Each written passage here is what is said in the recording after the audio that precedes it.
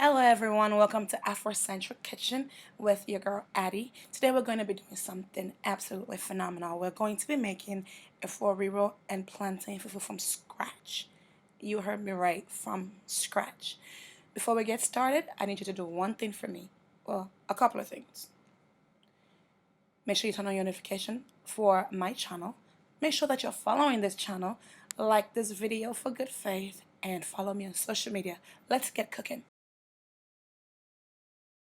First, let's start with our Efo Riro. Everything starts with palm oil. So I'm going to just use a little bit of palm oil, put it on a heated pan, let it melt. And because I'm not trying to kill myself, I'm going to bring it to level with a little bit of olive oil because I just don't want it to be too oily. I want to be able to eat this with rice as well. And I just can't eat palm oil and rice. It's nasty. All right, next I'm going to put some iru. I'm going to fry it and release the flavor from it, and then let it cook for a little bit. Once it's cooked, I'm going to put in my pepper. For my pepper base, I only use tatache and atarodo, which is bell pepper, red bell pepper, and habanero pepper, and some red onions. That's it. Blend it chunky, mix it together, let it homogenize, and cook. We're going to let it cook for maybe about 10-15 minutes. Not even up to that shit. I'll probably let it cook for about my sister is telling me like 5 minutes. Then I'm going to go ahead and put in my smoked fish. Smoked fish gives it an excellent flavor, and it gives it a real smoky flavor. So I'm just breaking the smoked fish chunks into the soup. What I did beforehand was that I pre-cooked the smoked fish, soften it because it's smoked and hard. So we soften it, and now we are going to cook it in here. Next, I'm going to put some smoked turkey. You see the trend, smoke, smoke, smoke. This soup has a little bit of smoky undertone, and when you have meats that are smoked or well roasted, it just releases an intense flavor that I really, really like. Next, we're coming in with the meats. I have cow leg, goat meat, one more, and I believe some tripe in here. So it's the trifecta. They call it like the 12 species of animals soup because we got some shrimp coming in later.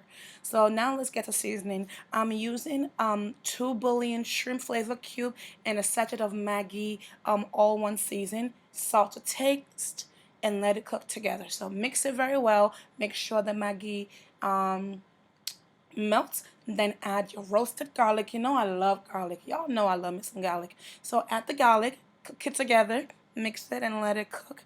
And next, I'm going to show you what we're going to do. So while this is cooking, you need to start working on your vegetable. What I've done is I'm using frozen vegetables, and what I did was I let it melt and squeezed out all the water because I do not like my Efo Riro watery. That is an abomination to soups everywhere.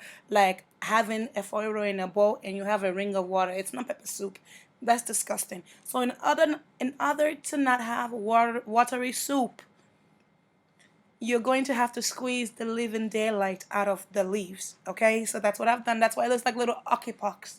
And as I am putting the vegetable in, I put like 3 or 4 pocks in there, mix it together, let it homogenize with the meat and the soup, and then I put some more in, and I keep putting it in little by little. Don't just dump everything in there like a stupid liner, because your soup is going to be like half flavored. You need to like make sure that everything is well blended in there so that you can have the taste, the flavor from the base on every single leaf.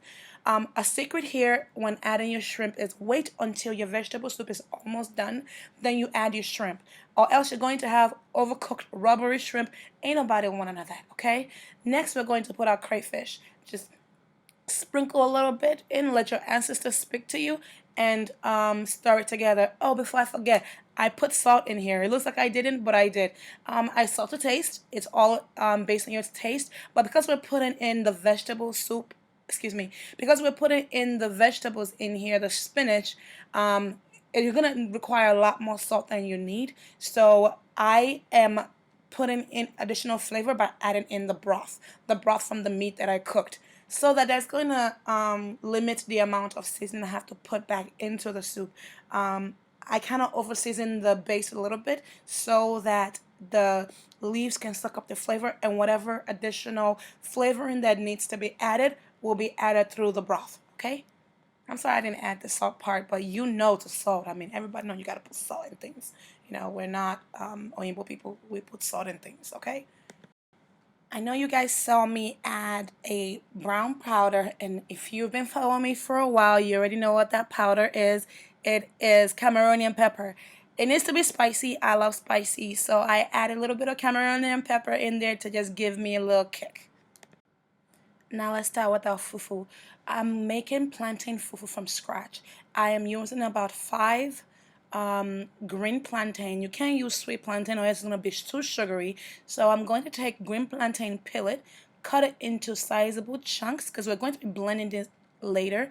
I'm using my Ninja. I love this Ninja.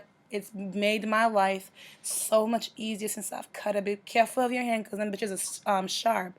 Now we're going to blend until it is almost cream-like. It is very smooth, no chunks, no nothing. So as you can see right now, it's very grainy. It's not quite ready. So I'm going to put it back on the blender and blend it on high for an additional maybe 2 minutes or until you get it to be as smooth as you're seeing right now. I added a little bit of water every now and then, but I don't want it to be thicker than what you have right here. Now as you're stirring, it gets worse before it gets good. So it's gonna get chunky and it's going to get like little balls, and you think you're doing something wrong, but you're not. All you have to do is keep mashing and turning until everything is smooth and it's starting to pull back. You're starting to have a little bit of resistance. So let it cook for a little bit, turn it, let it cook for a little bit, turn it until it's done. You will know it's done when it's become a little bit elastic. The elasticity increased in the fufu. Look at us, we're getting fancy with our words here. But anyways, until it starts to pull, that is when you know it's done. Once you're done, put it in some saran wrap and let it cool so it can hold its shape and serve. Voila, enjoy. Thank you so much for watching my video. I really appreciate having you guys here. Don't forget to give this video a thumbs up, like this video. That is giving a thumbs up. Don't forget to like this video and subscribe to my channel. Thank you so much for watching. Bye.